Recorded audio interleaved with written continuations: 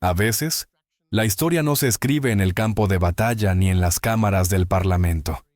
Se escribe en silencio, dentro de una sala de audiencias, bajo el peso de la verdad. Y en un tribunal, se desarrolló un choque que reveló no solo una disputa legal, sino la profunda grieta entre la justicia y el poder. De un lado estaba el juez Clarence Thomas, una figura destinada a encarnar el imperio de la ley, la neutralidad y el orden. Del otro, un joven presidente africano, Ibrahim Traoré de Burkina Faso, acusado en una asombrosa demanda de $500 millones. Para el ojo inexperto, se trataba de contratos rotos, pero para quienes observaban con atención, era algo mucho mayor.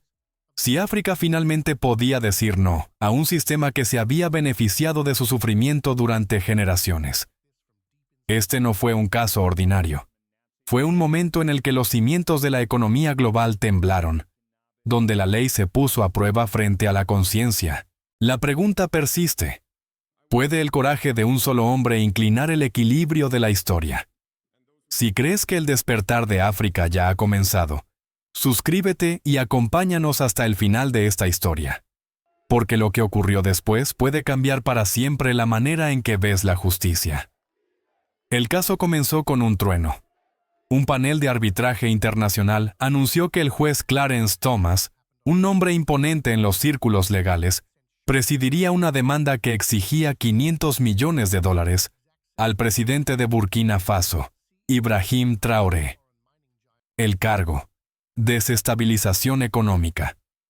Su gobierno había rescindido contratos mineros vinculados directamente con corporaciones con sede en Estados Unidos.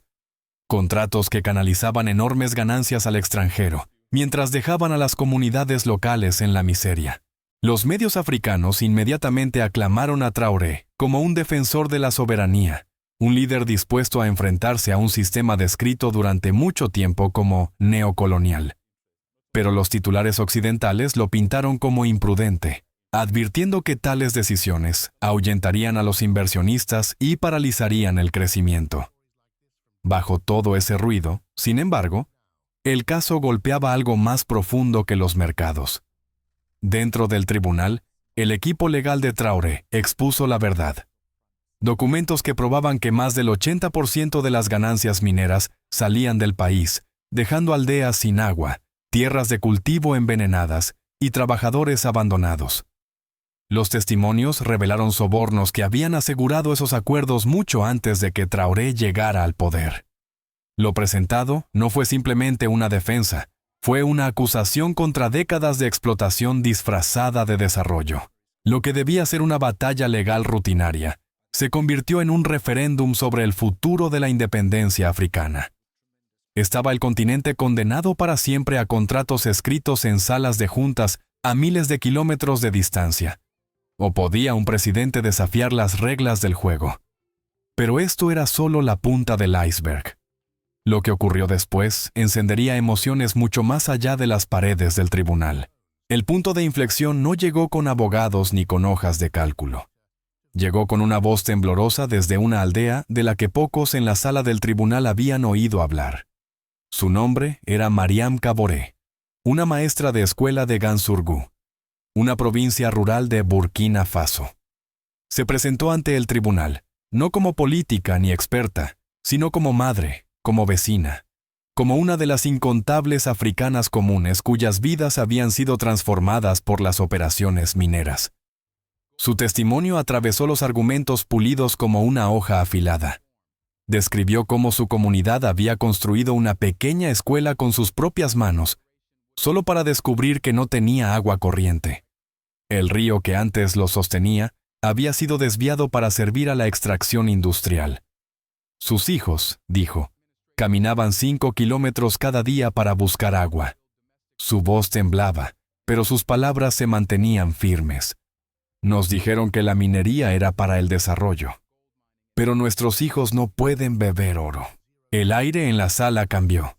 Incluso periodistas veteranos, acostumbrados a comunicados corporativos, lucharon por enmarcar sus palabras como algo distinto a devastador. Por primera vez, los observadores notaron que el juez Thomas se inclinaba hacia adelante. Hizo una rara, casi personal, pregunta. ¿Alguna vez alguien de estas compañías regresó para ver el impacto? Mariam negó con la cabeza. Solo para recoger más oro. Cayó el silencio. Ya no se trataba de contratos ni de cláusulas. Se trataba de conciencia. Y en ese silencio la demanda comenzó a desmoronarse. Lo que siguió al testimonio de Mariam Caboret no fue un debate legal, fue una tormenta. Por toda África sus palabras se propagaron como fuego. Las emisoras de radio repitieron el clip. Los periódicos la llamaron la maestra que silenció la sala del tribunal. Para millones, encarnó lo que las estadísticas jamás podrían expresar: el costo real de los contratos firmados en capitales lejanas. Dentro del tribunal, los abogados de las corporaciones vacilaron. Sus gráficos cuidadosamente preparados y sus modelos financieros parecían inertes frente a la cruda verdad del pueblo roto de una maestra. Incluso periodistas estadounidenses, a menudo rápidos en defender intereses empresariales, tuvieron dificultades. Los titulares pasaron de Burkina Faso arriesga la confianza de los inversores, a los hijos de una nación caminan 5 kilómetros por agua. El juez Thomas, normalmente una figura de frialdad contenida, dejó entrever fisuras. Sus cejas se fruncían más, sus pausas eran más largas. Cada documento revelado, cada fotografía de ríos contaminados, cada gráfico mostrando que el 80% de las ganancias se iba al extranjero. Parecía desgarrar la vieja ilusión de que todo esto era simplemente negocios. Entonces llegaron los susurros en Washington, París y Londres. Los funcionarios temían un precedente. Si Burkina Faso podía resistir, ¿qué detendría a Malí, al Congo o a Ghana de seguir el mismo camino? Las palabras de una sola maestra amenazaban con desilvanar décadas de control. El juicio ya no se trataba solo de Ibrahim Traoré. Se había convertido en un referéndum sobre si África podía reclamar su propio destino. Y en el centro se encontraba un juez, un hombre que luchaba con el peso de la verdad, presionando contra los muros de la tradición. Pero el clímax de un tribunal no está solo en sus testimonios. Está en el veredicto y en las ondas de choque que envía a través de los continentes. Cuando finalmente cayó el mazo, el mundo pareció contener la respiración. El juez Clarence Thomas desestimó la demanda en su totalidad y emitió una disculpa no solo al presidente Ibrahim Traoré, sino al pueblo de Burkina Faso. Para un hombre que una vez encarnó el propio sistema de la ley corporativa, aquello fue nada menos que revolucionario. En Ouagadougou, la capital de Burkina Faso, la noticia estalló como un festival. Las calles se llenaron de ciudadanos ondeando banderas hechas a mano, coreando el nombre de Traoré como si los hubiera conducido a la batalla. No fue solo una victoria legal, fue una validación, un raro momento en el que la maquinaria del derecho internacional, tan a menudo inclinada contra los débiles, se había vuelto, por una vez, a su favor. En toda África, los líderes tomaron nota. En Ruanda, el presidente Paul Kagame calificó la decisión como una grieta en el muro del apartheid económico. William Ruto de Kenia anunció revisiones inmediatas de todos los contratos extranjeros vinculados a industrias extractivas. En Sudáfrica, el Parlamento convocó una sesión de emergencia sobre la soberanía de los recursos. Una sola sentencia en un tribunal extranjero se había convertido de repente en un grito de guerra para un continente. La gente común también lo sintió. Agricultores en Malí hablaron en programas de radio sobre tener al fin la esperanza de que su tierra no pudiera ser vendida a sus espaldas.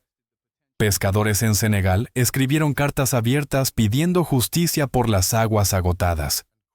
Un solo veredicto había reavivado una conciencia colectiva. África ya no estaba dispuesta a guardar silencio. Sin embargo, mientras África celebraba, las salas de juntas y los ministerios de Relaciones Exteriores en Occidente estaban sumidos en el pánico. En Washington, París y Londres, la reacción estuvo muy lejos de la celebración. En los círculos corporativos, la sentencia fue descrita como un precedente peligroso. En cuestión de horas, los precios de las acciones de los principales conglomerados mineros con activos en África comenzaron a desplomarse. Los ejecutivos convocaron reuniones de emergencia, advirtiendo que si un líder podía romper contratos multimillonarios sin consecuencias, otros seguramente seguirían el ejemplo. En una de esas reuniones en Nueva York, un director ejecutivo golpeó la mesa. Si Burkina Faso queda libre, ¿qué detendrá a Ghana, al Congo o a Tanzania de renegociar cada acuerdo que hemos firmado? El temor no era la pérdida de un solo caso, era el desmoronamiento de décadas de control. Los pasillos diplomáticos zumbaban con igual inquietud. En las Naciones Unidas, los embajadores occidentales presionaban discretamente para emitir declaraciones reafirmando la santidad de los contratos internacionales. El subtexto era claro. Temían que la decisión del juez Thomas alentara una ola de desafío en todo el continente. Pero para los delegados africanos, el ánimo era distinto. Lo llamaron el día en que las cadenas se agrietaron, una frase que se propagó por redes sociales y por las esquinas de las calles. El propio juez Thomas caminó hacia la tormenta. Algunos senadores estadounidenses exigieron una investigación sobre su conducta, acusándolo de traicionar los intereses económicos de Estados Unidos. Los editoriales lo retrataron como ingenuo, un hombre seducido por el populismo. Sin embargo, al otro lado, jóvenes activistas en Estados Unidos y en el extranjero lo aclamaron como el juez que finalmente vio la verdad. El veredicto no solo había cambiado el equilibrio en una sala de audiencias, había redibujado las líneas de batalla política a escala global. Pero las réplicas no fueron solo internacionales. Cortaron profundamente en la psique estadounidense, obligando a una nación a preguntarse qué significa realmente la justicia. En Estados Unidos, el caso resonó mucho más allá de las revistas jurídicas. Para muchos estadounidenses planteó una pregunta profundamente incómoda. ¿Cómo se ve la justicia cuando en el otro lado de la balanza está el beneficio económico? En el Capitolio, los legisladores se dividieron con fuerza. Algunos senadores conservadores pidieron la dimisión de Clarence Thomas, calificando su fallo de activismo judicial que ponía en peligro los intereses de Estados Unidos en el extranjero. Argumentaron que, al ponerse del lado de Ibrahim Traoré y Burkina Faso, Thomas había socavado la posición de Estados Unidos como garante de la estabilidad empresarial mundial. Pero no todos estaban de acuerdo. Editoriales en los principales periódicos comenzaron a plantear preguntas más duras. ¿Estados Unidos realmente promovía el desarrollo o había sido cómplice de una explotación disfrazada de asociación? Para un público cansado de titulares interminables sobre la avaricia corporativa, el testimonio de Mariam Caboré acerca de niños que caminaban 5 kilómetros por agua tocó una fibra sensible. Grupos religiosos en el Medio Oeste citaron sus palabras en sermones sobre la moralidad. Jubilados en Florida discutieron la historia en salones comunitarios, muchos recordando sus propias luchas contra corporaciones que parecían valorar más el dinero que a las personas. Entre los estadounidenses más jóvenes, especialmente los activos en redes sociales, la decisión del juez Thomas fue vista como un raro acto de principio por encima del poder. Esta división reveló una tensión creciente dentro de la propia América, entre un viejo establishment que defendía el statu quo y una generación emergente dispuesta a preguntar si la justicia debe, a veces, tener un costo frente al beneficio. Más allá de las fronteras de Estados Unidos, el fallo encendió debates en capitales de todo el mundo, cada nación viendo reflejos de su propia lucha. En Europa, la decisión fue recibida con una mezcla de sorpresa y negación. En París, los responsables políticos susurraban sobre la pérdida de influencia en África francófona. La prensa francesa calificó la decisión de terremoto político, temiendo que otras naciones siguieran el camino de Burkina Faso y reexaminaran acuerdos de la era colonial que aún moldean el comercio actual. En Londres, centros de estudios advirtieron sobre un efecto dominó que podría desestabilizar los mercados de recursos en todo el continente. En Asia, las reacciones fueron más estratégicas. Analistas de Pekín notaron rápidamente cómo las palabras del juez Thomas, una economía global construida sobre términos desiguales, no es más que un robo legalizado, se alineaban con su crítica de larga data al dominio occidental. Los medios estatales chinos elogiaron el coraje de Ibrahim Traoré, utilizándolo para reforzar su propia narrativa de asociación con África. Mientras tanto, en Nueva Delhi, comentaristas enmarcaron el momento como prueba de que el sur global finalmente podía unirse para exigir condiciones más justas en un mundo inclinado durante demasiado tiempo hacia Occidente. Para los países en desarrollo, especialmente en América Latina, el veredicto fue poco menos que inspirador. En Brasil, editoriales trazaron paralelos con sus propias luchas contra empresas extranjeras que controlaban recursos naturales. En Bolivia, activistas invocaron la victoria de Burkina Faso como modelo para renegociar contratos con compañías mineras. En todo el sur global, el mensaje resonó. Si una pequeña nación africana podía mantenerse firme, quizá otras también podrían hacerlo. El eco fue inconfundible. Un solo caso en un tribunal internacional había trascendido fronteras, culturas y lenguas, obligando a gobiernos de todo el mundo a confrontar la incómoda pregunta de si el desarrollo había sido demasiadas veces otra palabra para explotación. Y sin embargo, cuando el polvo se asentó, aguardaba un giro aún mayor, uno que redefiniría no solo el legado de Traoré, sino el lugar de África en el orden global.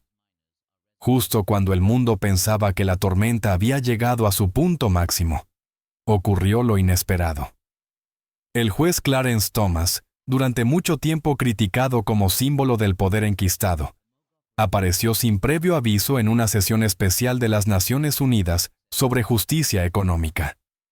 Las cámaras captaron su silencioso caminar por los pasillos de mármol, sin séquito, sin gran declaración, solo un hombre cargando con el peso de la verdad.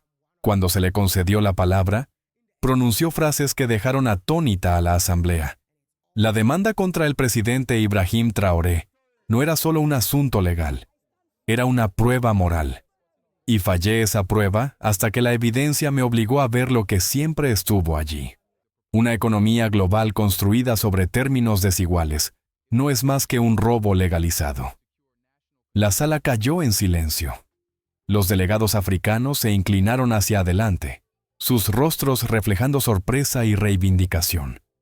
Algunos representantes occidentales se removieron incómodos, mientras otros escribían nerviosamente en sus cuadernos. Por primera vez, un juez occidental de alto rango no solo había desestimado un caso, sino que había confesado públicamente que el propio sistema estaba viciado. En cuestión de horas, sus palabras se volvieron virales. En toda África, las redes sociales lo apodaron el juez que rompió las cadenas. En Burkina Faso, aparecieron durante la noche murales de Thomas, estrechando la mano de Traoré, pintados sobre muros donde antes habían estado soldados coloniales. Lo que había comenzado como una batalla judicial se transformaba ahora en algo mayor. El nacimiento de un movimiento global que cuestionaba los mismos cimientos del derecho y de la economía internacionales. Pero el verdadero cambio aún estaba por llegar, cuando el propio Traoré dio un paso al frente, ya no solo como presidente, sino como el rostro de un nuevo amanecer africano.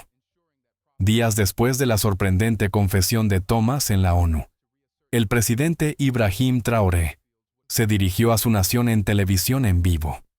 Pero sus palabras no se limitaron a Burkina Faso. Cruzaron fronteras, traducidas y retransmitidas de Dakar a Dar es Salaam, de Johannesburgo a Washington. Lo que ocurrió en ese tribunal, declaró, no fue para mí, ni solo para Burkina Faso. Fue para cada agricultor en Malí cuya tierra ha sido arrebatada, cada pescador en Senegal cuyas aguas han sido vaciadas, cada minero en el Congo a quien le dijeron que su sufrimiento era el precio del progreso. Nuestra dignidad no está en venta. Ese fue el momento en que Traoré dejó de ser solo un presidente. Se convirtió en un símbolo, el joven soldado convertido en líder que se atrevió a desafiar a un imperio de contratos y beneficios. Los medios internacionales, antes despectivos, ahora luchaban por contener la narrativa. Las calles africanas estallaron en murales y cánticos. En Nairobi, Grupos juveniles marcharon con pancartas que decían, Burkina Faso nos mostró el camino. En América Latina, sindicatos declararon solidaridad. Incluso en Europa, movimientos estudiantiles invocaron el nombre de Traoré como sinónimo de resistencia. El poder había cambiado de manos, no mediante ejércitos ni golpes de Estado, sino mediante palabras y coraje. La demanda que pretendía aplastar a un líder lo había elevado en cambio a icono de soberanía, dejando al mundo enfrentarse a una pregunta que ya no podía ignorar. Si un hombre en un pequeño país podía romper las cadenas, ¿qué sucederá cuando un continente se levante unido? La historia no terminó con un veredicto. Comenzó de nuevo con un pueblo que había vislumbrado cómo podía ser la libertad cuando la justicia no está en venta. En Burkina Faso, las familias regresaron a sus aldeas con la esperanza de que los contratos firmados en capitales extranjeras ya no dictaran el futuro de sus hijos. En toda África, gobiernos y ciudadanos susurraban la misma frase: si ellos pueden mantenerse firmes, nosotros también. Ibrahim Traoré cerró su histórico discurso con palabras que resonarían mucho más allá de Ouagadougou. No pedimos permiso para ser libres. Nos pusimos de pie y lo reclamamos. Para muchos, esas palabras no eran solo sobre África, eran sobre cada nación, cada comunidad y cada individuo que alguna vez se sintió aplastado por sistemas demasiado poderosos para resistir. La imagen de Traoré, sereno pero firme, junto a un juez occidental que se atrevió a admitir la verdad, se convirtió en un símbolo imposible de borrar. Si el espíritu de Ibrahim Traoré toca tu corazón, comparte esta historia. Suscríbete para seguir caminando con nosotros en el viaje de una África que nunca volverán a inclinarse. Dios bendiga a África.